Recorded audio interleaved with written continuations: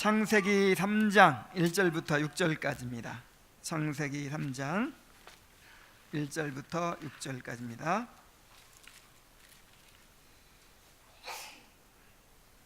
우리 한 목소리로 한번 읽어보죠. 시작. 그런데 뱀은 여호와 하나님이 지으신 들짐승 중에 가장 간교하니라. 뱀이 여자에게 물어 이르되 하나님이 참으로 너희에게 동산 모든 나무의 열매를 먹지 말라 하시더냐. 여자가 뱀에게 말하되 동산 나무의 열매를 우리가 먹을 수 있으나 동산 중앙에 있는 나무의 열매는 하나님의 말씀에 너희의 먹지도 말고 만지지도 말라. 너희가 죽을까 하노라 하셨느니라. 뱀이 여자에게 이르되 너희가 결코 죽지 아니하리라. 너희가 그것을 먹는 날에는 너희 눈이 밝아져 하나님과 같이 되어 낙을 분 줄을 하나님이 아심이니라. 여자가 그 나무를 본즉 음직도 하고 보암직도 하고 지혜롭게 할 만큼 탐스럽기도 한 나무인지라. 여자가 그 열매를 따먹고 자기와 함께 있는 남편에게도 주매 그도 먹은지라. 오늘은 이제 인간의 타락에 관해서 21문과 22문을 한번 살펴보도록 하겠습니다. 지난주까지 우리가 공부했던 그 생명의 언약에 대해서 간단히 한번 요약을 하겠습니다. 하나님은 인간을 창조하신 후에 하나님을 대신하여 창조 세계를 다스리게 하셨습니다. 이것이 하나님의 형상의 본질이라고 그랬죠. 하나님을 대신해서 통치하는 것, 이게 하나님의 형상입니다.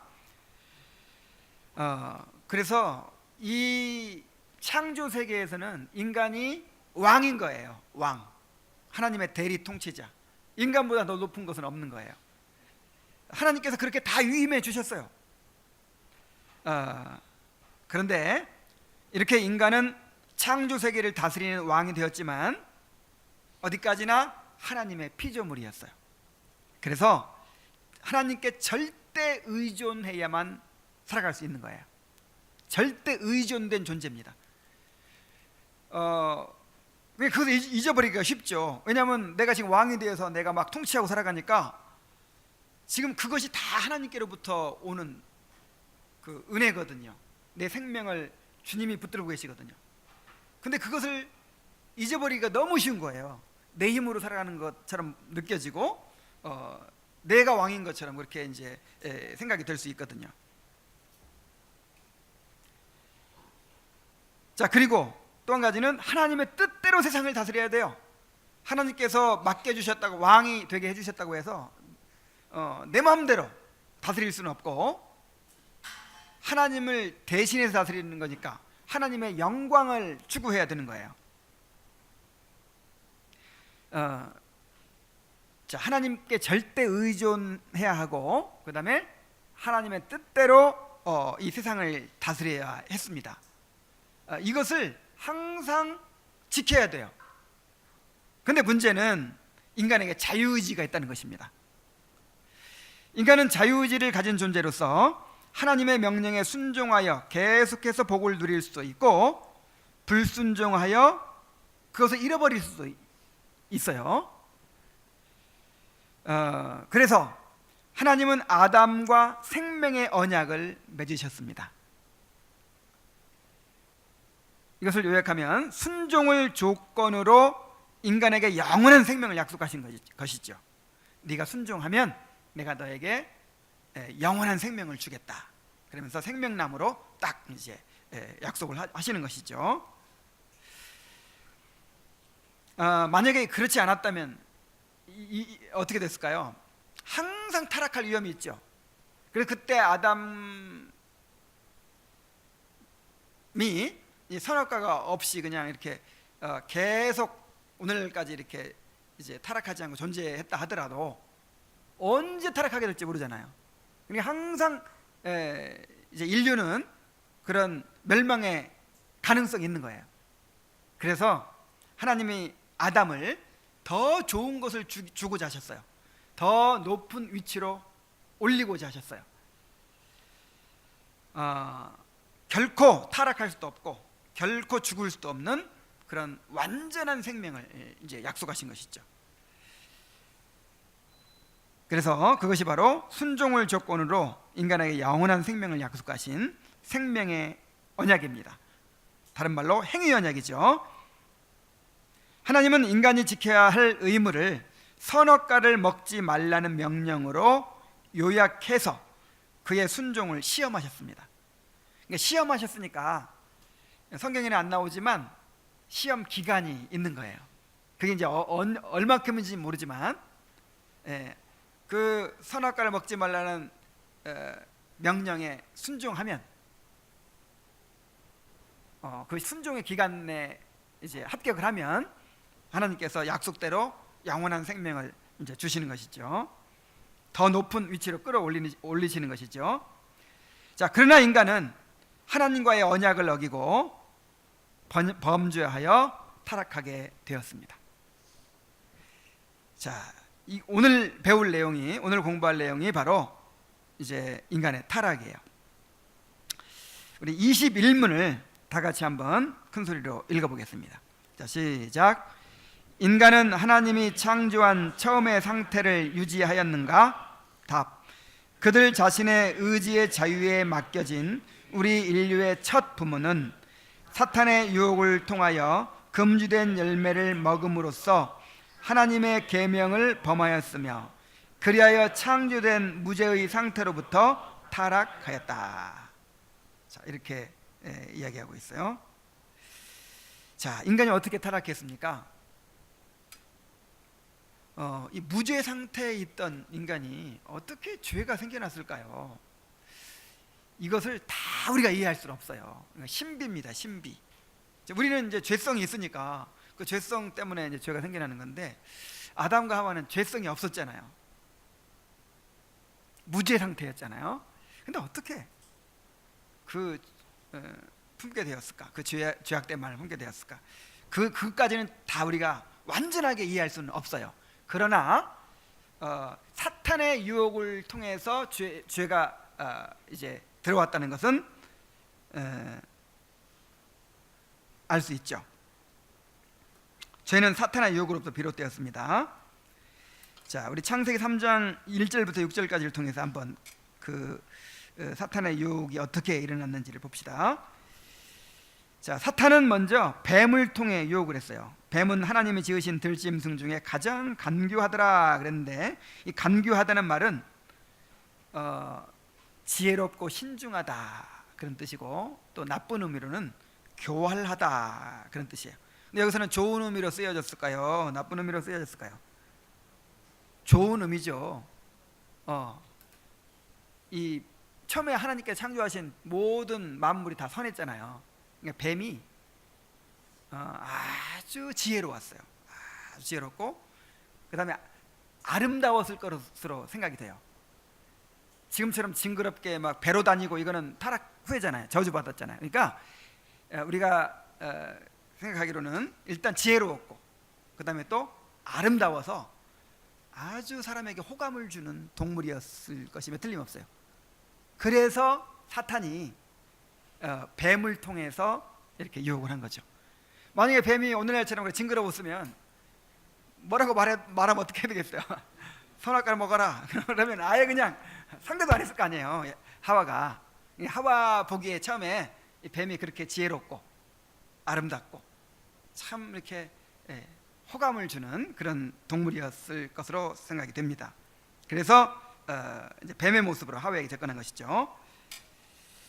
그래서 사탄은 항상 이렇게 가장 아름답고 선한 모습으로 우리에게 뭔가 유익을 줄 것 같은 그런 모습으로 우리에게 접근한다는 사실을 알아야 돼요.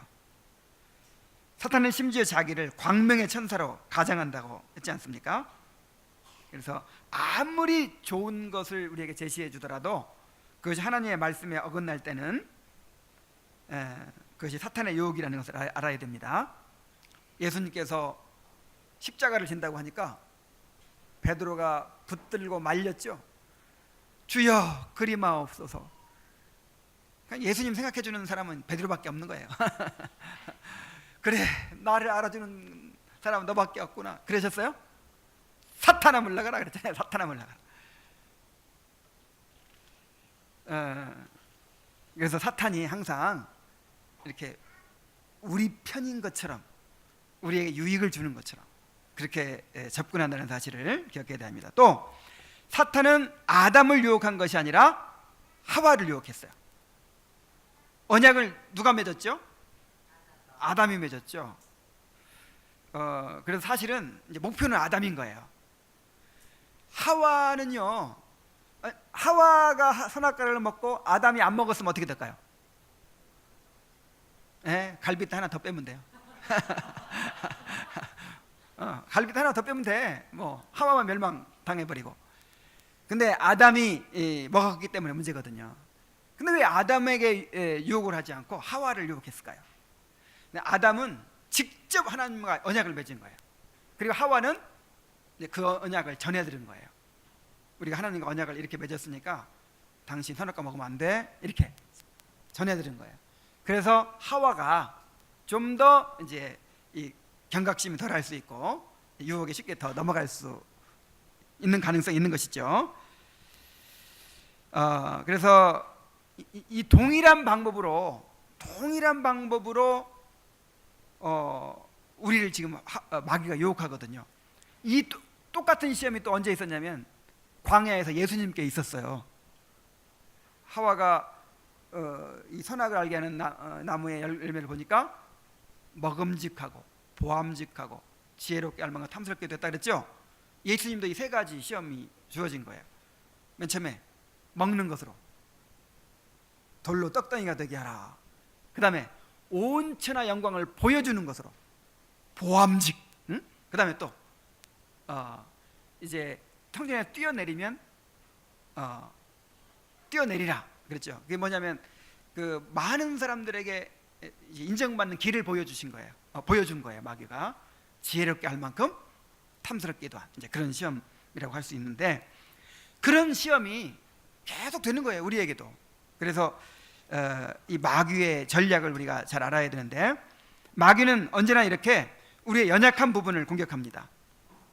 사람들마다 연약한 부분들이 있죠. 다 사람의 취약점들이 있어요. 어떤 사람은 돈 문제에 약하고, 어떤 사람은 성적인 유혹에 약하고, 어떤 사람은 마음의 상처가 있고, 어떤 사람은 육체의 연약함이 있고, 어떤 사람은 다른 사람 평판에 그렇게 민감해. 자, 이런 것들이 다 이제 마귀가 공격하는 통로가 될 수 있습니다. 그래서 그 자신의 연약함을 알고 하나님의 은혜를 더욱 의지해야 되는 것입니다. 자, 사탄이 어떻게 하와를 공격합니까? 하나님의 말씀에 대하여 의심을 불러일으킵니다. 1절 보면 참으로 너희에게 동산 모든 나무의 열매를 먹지 말라 하시더냐? 자, 질문을 하고 있죠. 의심을 불러일으키고 있죠.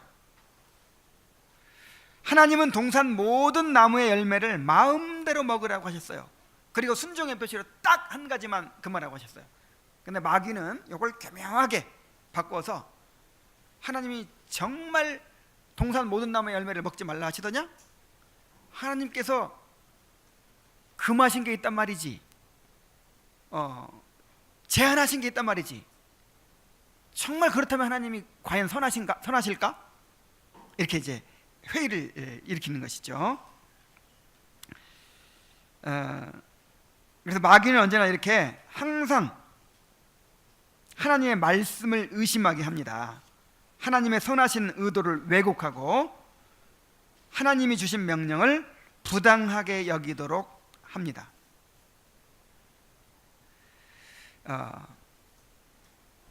정말 그렇게 해야만 되나? 뭐 이런 식으로 하나님이 꼭 이렇게 해야만 되나?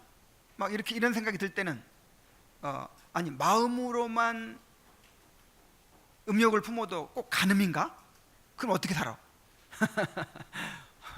뭐 이런 식으로 자꾸 그 다음에 세상 사람들은 그렇게 생각 안 하잖아요. 전혀 죄를 여기지 않잖아요. 막 그래서 이제 마음에 뻔히 알면서도 나도 모르는 사이에 약간 하나님이 좀 너무하시는 거 아니야? 뭐 이런 좀 이건 너무 지키기 어려운 거 아니야? 이런 식으로 이렇게 회의가 일어날 때가 있어요. 그래서 우리가 늘 말씀을 가까이 해야 되는 것입니다. 시편 1편 1절로 2절에 보면은 복 있는 사람은 악인의 꾀를 따르지 아니하며 죄인들의 길에 서지 아니하며 오만한 자들의 자리에 앉지 아니하고 오직 여호와의 율법을 즐거워하여 그 율법을 주야로 묵상하는 자로다. 항상 하나님의 말씀을 묵상하고 그 말씀에 지배를 받아야 돼요. 그렇지 않으면 어떻게 됩니까? 악인들의 꾀를 따르고 죄인들의 길에 서고 오만한 자들의 자리에 앉게 돼요. 둘 중 하나예요. 그러니까 말씀에 지배받지 않으면 세상의 메시지에, 사탄의 메시지에 지배를 받게 되는 거예요. 그렇습니까? 멀리 있잖아요. 우리 안에 이 부패한 본성이 있잖아요. 부패한 본성. 그래서 이 끊임없이 말씀으로 지배를 받지 않으면 금방 이렇게 회의가 일어나고 이게 믿음이 흔들리고 균열이 생기고, 아마 늘 경험하고 사실 것이라고 생각해요. 그래서 혹시 이것에 대해서도 의심하는 사람이 있을지 몰라요. 아니, 공부도 해야 되고 자기 개발도 해야 되고 좀 세상을 즐기기도 해야 되고 그런데 어떻게 주야로 묵상하고 살아? 맨날 그렇게 하나님 말씀만 듣고 살아? 혹시 그런 회의가 일어나지 않았어요? 그것도 마귀가 주는 시험이에요. 분명히 그랬잖아요. 복 있는 사람은 여호와의 율법을 즐거워하고 주야로 묵상하는 자라고요. 그래서 말씀이 조금이라도 이렇게 약해지면, 은혜가 약해지면 이 거듭난 심령을 가진 사람들은 벌써 느끼죠. 벌써 이렇게 평안을 잃고 그다음 메마름을 느끼고 갈급함을 느끼고 연약해짐을 느끼죠. 그래서 주야로 말씀을 묵상하고 살지 않으면 이렇게 된단 말이에요. 에덴 동산에서도 그렇게 무죄 상태에서도 마귀에게 넘어가 버리잖아요. 근데 우리 안에 이렇게 죄성이 있는데 얼마나 쉽게 무너지겠어요. 자, 이제 사탄이 하나님의 말씀을 정면으로 부정하고 자기 생각을 주입시킵니다. 4절 보세요. 뱀이 여자에게 이르되 너희가 결코 죽지 아니하리라. 너희가 그것을 먹는 날에는 너희 눈이 밝아져 하나님과 같이 되어 선악을 알 줄을 하나님이 아심이니라. 새빨간 거짓말이죠. 처음부터 이런 말을 하면 우리가 잘 이제 누구도 경계를 하겠죠. 그러니까 맨 처음에 일단 질문부터 하는 거예요. 하나님이 정말 다 못 먹겠단 말이지? 그게 정말 옳은 일이라고 생각해? 이렇게 이제 회의를 일으키는데 하와가 여기에 넘어간 거예요. 그래서 여자가 뱀에게 뭐라고 대답했냐면 동산 나무의 열매를 우리가 먹을 수 있으나 동산 중앙에 있는 나무의 열매는 하나님의 말씀에 너희는 먹지도 말고 만지지도 말라. 너희가 죽을까 하노라 하셨느니라. 먹지도 말고 만지지도 말라고 했는데 이것은 하나님의 말씀을 과장한 것이죠. 언제 만지지도 말라 그랬어요? 하나님의 말씀을 이제 가감하지 말라 그랬는데 이거는 가를 한 거예요. 더 부가시킨 거예요. 그 다음에 너희가 죽을까 하노라, 이건 뭐예요? 감한 거예요. 정령 죽으리라 그랬지 죽을까 하노라 그러지 않았잖아요. 그리고 우리 말씀에 확고하게 서 있지 않으면, 그 말씀이 우리를 온전히 사로잡고 있지 않으면 넘어갈 수 있다 이 말이에요. 그래서 뱀이 이제 이게 조금 흔들린 걸 알고 자기 말로 이렇게 집어넣는 거죠. 사탄은 결코 죽지 아니하리라고 정면으로 부정합니다. 그리고 그것을 먹는 날에는 너희 눈이 밝아져 하나님과 같이 되어 선악을 분별하게 된다 그랬어요. 이야, 그리고 이것을 하나님이 아심이라 그랬어요. 그러니까 그 꿀단지 벽장에 딱 숨겨두고 약이다 그러면서 안 주고, 옛날에 그랬죠, 할아버지들이. 그리고는 그 좀 먹고 싶은데 이거는 약이다 그러면서 나중에 혼자 자기만 먹고 그러는 거예요. 그래가지고 그거 꺼내 먹다가 파싹 깨져가지고 다 그냥 막 이런 일이 있는데, 그런 것처럼 이제 그렇게 아담에게 하나님의 선하신 의도를 왜곡하는 거예요. 이거를 먹으면 어떻게 된다고요? 눈이 밝아지는, 눈이 밝아져서 하나님처럼 돼요. 그래야 선악을 분별하게 돼요. 그러니까 이제 선악의 기준을, 주체가 되고 기준이 되는 거예요. 이 선악의 주체가 되는 분은 누구예요? 하나님께서 정하신 것이 도덕법이죠.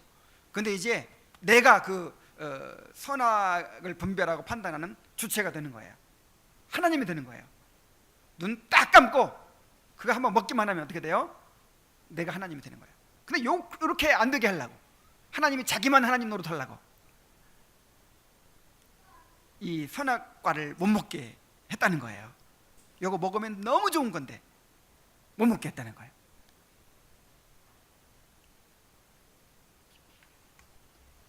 마귀는 처음부터 거짓말장이라 그랬어요.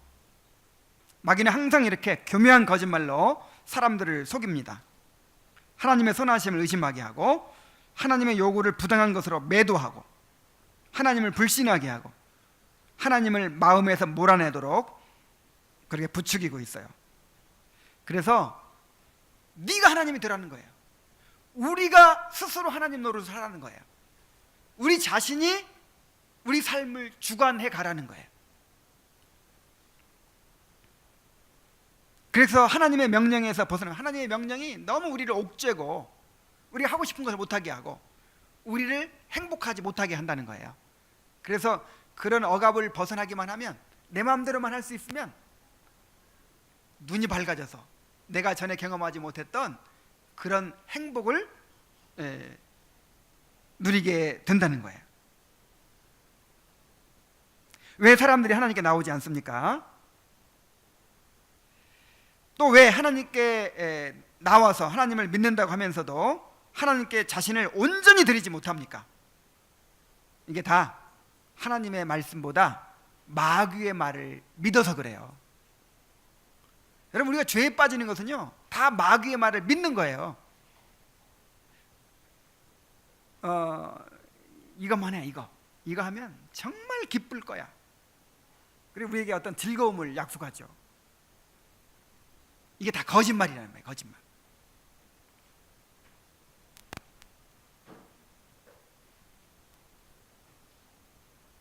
그래서 정말 우리가 하나님의 말씀에 굳게 서야 하는 것입니다. 자, 그렇게 해서 이제 하와가 사탄의 유혹에 넘어가게 됩니다. 마귀의 말을 이제 들었어요. 하나님의 말씀을 들은 대신 마귀의 말을 받아들이고 나니까 하와의 마음에 악한 욕망이 일어났습니다. 6절에 보면, 여자가 그 나무를 본즉 먹음직도 하고 보암직도 하고 지혜롭게 할 만큼 탐스럽기도 한 나무인지라.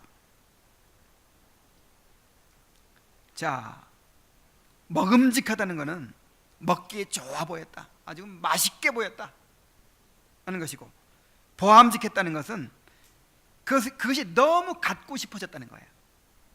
하나 따서 얼른 내 소유로 하고 싶었다는 거예요.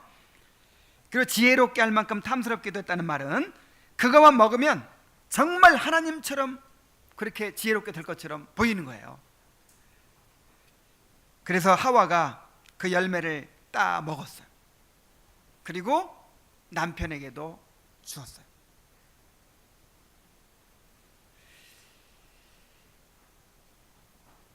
뱀이 따서 준 거 아닙니다. 뱀이 따서 막 억지로 먹어봐 한 것도 아니에요.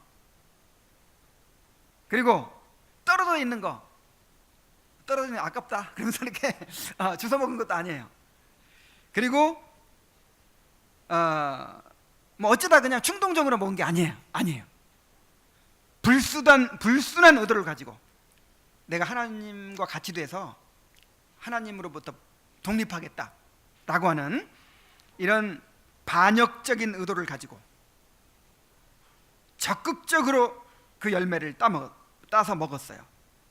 의도적으로, 계획적으로, 작심하고 하나님의 말씀을 어겼습니다. 그래서 아니 과일 하나 먹었다고 이렇게 큰 벌을 내릴 수 있습니까? 그거 아니에요. 언약을 맺었잖아요. 언약을. 그래서 선악과를 먹지 않는 것을 순종의 이 표지로 삼았잖아요. 그래서 그 순종의 표지임을 알고도 선악과를 먹은 것은 그 언약을 어긴 것입니다. 이것은 하나님의 권위에 대한 정면 도전이요, 하나님께 대한 반역이었어요. 하나님의 지배에서 벗어나서 스스로 하나님이 되어 살아가고자 한 그런 행위였습니다. 자, 이것이 이제 아담의 첫 범죄인데, 이 아담의 첫 범죄가 중요한 거예요. 이 첫 범죄로 인해서 인류 전체가 영향을 받게 됩니다. 자, 어떻게 영향을 받습니까? 아담의 첫 범죄는 전 인류의 타락을 가져오게 됐습니다. 22문을 우리 또 한번 큰 소리로 읽어보겠습니다. 자, 시작. 모든 인류가 그 첫 범죄에서 타락했는가? 답.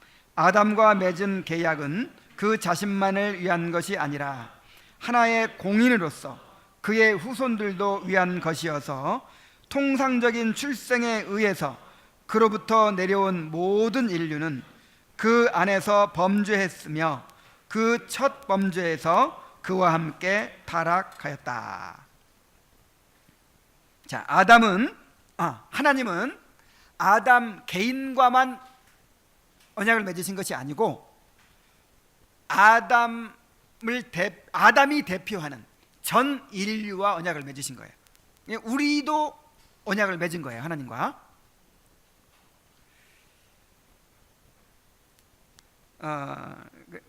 그러면 이제 나는 태어나지도 않았는데 내 의사는 아무 상관이 없이 어떻게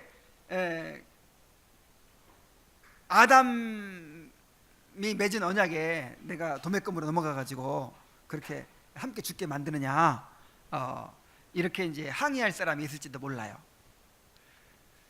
그런데 이것이 하나님의 인간을 다루시는 방법이에요.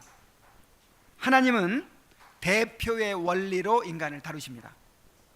자, 무슨 원리로? 자, 아담은 전 인류의 머리요 대표였어요. 천사들은 한꺼번에 많이 창조하셨어요. 그래서 서로 혈통이 아니에요. 같은 혈통이 아니야. 그냥 따로따로예요. 그래서 천사가 한 3분의 1이나 타락해버려도 나머지는 어때요? 괜찮아요. 그냥 거룩한 상태를 유지할 수 있는 거예요. 그러나 인간은 그렇게 창조하지 않으셨어요. 인간은 아담만 딱 창조하신 거예요. 아담과 하와만. 그리고 모든 인류가 아담으로부터 나오게 만드셨어요. 그래서 사도행전 17장 26절에 보면은 인류의 모든 족속을 한 혈통으로 만드사 그랬어요. 인류의 모든 족속이 몇 혈통? 한 혈통. 그래서 아담 한 사람으로부터 모든 생명이 이렇게 생명을 이어받게 만드셨어요. 이것이 하나님의 방법이었어요. 그리고 아담은 인류의 머리일 뿐만 아니라 또 인류의 대표였어요. 그래서 하나님의 아담에게 명령을 주실 때 아담 한 사람에게만 주신 거 아니에요. 누구한테 주신 거예요? 전 인류에게 주신 거예요. 아담에게 축복을 주신 것이 아담 한 사람에게만 축복 주신 게 아니라, 복을 주신 게 아니라 모든 인류에게 복을 주신 거예요. 그래서 하나님이 아담과 언약을 맺으신 것도 아담 한 사람하고만 맺은 것이 아니고 전 인류와 맺으신 언약이었다 하는 것입니다. 그래서 행위 언약도 은혜 언약도 다 대표의 원리로 이루어져요. 행위 언약은 누가 대표예요? 아담이 대표죠. 은혜 언약은 예수님이 대표죠. 그래서 그 대표자인 아담이 타락해서 전 인류가 멸망하는 같은 대표의 원리로 대표자인 예수님의 순종을 통해서 예수님을 믿는 모든 사람들이 그 의의를 얻도록 그렇게 하신 것이죠. 그래서 고린도전서 15장 21절에 보면은 사망이 한 사람으로 말미암았으니 죽은 자의 부활도 한 사람으로 말미암는도다. 아담 안에서 모든 사람이 죽은 것 같이 그리스도 안에서 모든 사람이 삶을 얻으리라. 그래서 왜 하나님은 이렇게 하셨나 하고 이렇게 항의하는 사람들은 정말 어리석은 사람들이에요. 뭐 우리가 뭐 선택할 여지가 많이 있는 줄 알아요. 우리가 뭐 자유롭다고 해서 무한히 자유로운 줄 알아요. 근데 한번 생각해 보세요. 지금 여러분의 서 있는 그 위치를 생각해 보세요. 여러분이 스스로 선택해서 된 것 몇 가지 안 돼요. 여러분이 개나 돼지로 태어나지 않고 사람으로 태어난 거 누가 정했어요?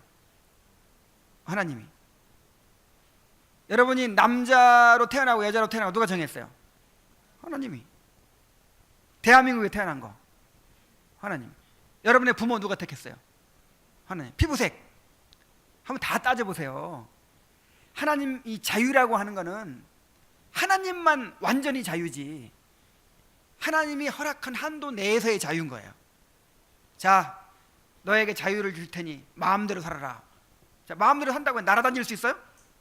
날아다닐 자유는 없는 거예요. 그냥 땅에 붙어 다니는 그 한계 내에서 자유예요. 뭐든지 다 먹고 살아라. 마음대로 먹어라. 그럼 막 돌멩이도 주워 먹고 흙도 먹을 수 있어요? 하나님이 정해주신 그것만 딱 먹을 수 있는 자유예요. 그래서 마치 내가 뭐든지 막 결정하는 그런 존재인 것처럼 생각해가지고 왜 하나님이 뭐 대표의 원리로 합니까? 뭐 이렇게 아니 그렇게 정했다고 하면 정한 줄 알아야지.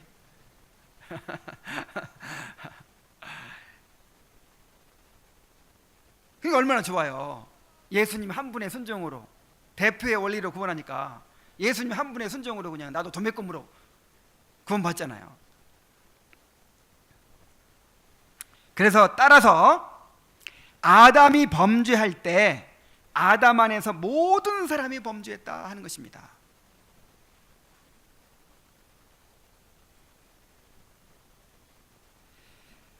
통상적인 출생에 의해서 그로부터 내려온 모든 인류는 그 안에서 범죄했다 그랬죠. 왜 통상적인 출생이라는 말을 사용했을까요? 이걸 다른 말로 하면 보통 생육법 이렇게 번역되기도 했는데, 그러니까 통상적인 출생이 아닌 사람도 있다 이 말이에요. 그러니까 인류 가운데 통상적인 출생을 통해서 태어난 사람들이 대부분이지만 통상적인 출생이 아닌 다른 방법으로 출생한 사람도 있다는 거예요. 그분이 누구죠? 예수님이죠. 예수님. 그래서 예수님 외에는 모든 인류가 아담 안에서 타락하고 범죄했다 하는 것을 강조하기 위해서 통상적인 출생에 의해서라는 말을 쓴 거예요. 예수님은 우리와 똑같은 인성을 입으셨죠. 완전히 똑같습니다. 똑같은 인성을 입으셨어요. 그런데 예수님과 우리와 다른 점이 뭐죠?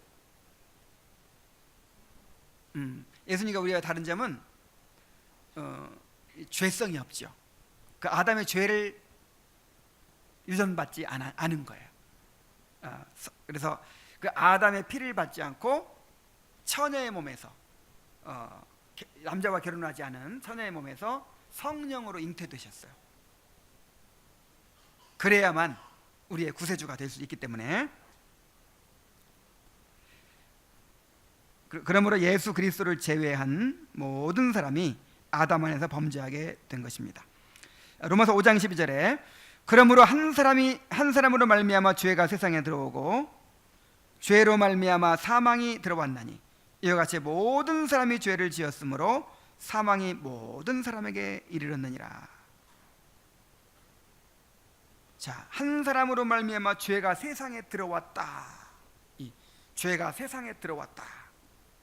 그리고 사망이 왔다. 이거를 이렇게 한번 생각해 보세요. 이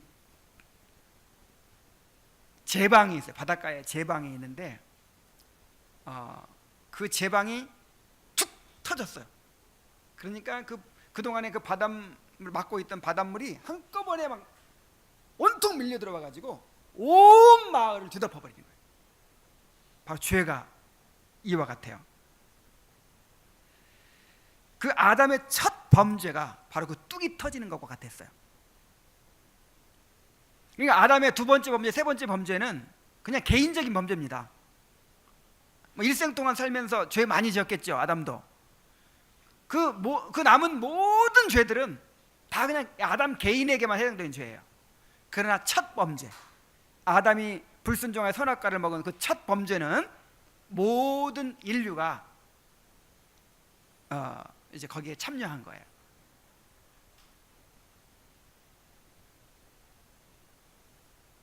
아담의 첫 범죄는 죄가 세상에 들어오는 길을 열었습니다.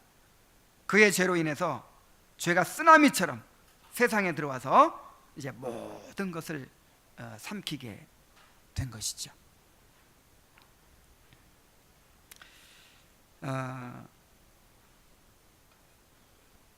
오늘은 여기까지만 하고 이제 다음 주에 그 타락의 결과가 어떤 것인지에 대해서 계속해서 공부를 하도록 하겠습니다. 다 같이 기도하겠습니다.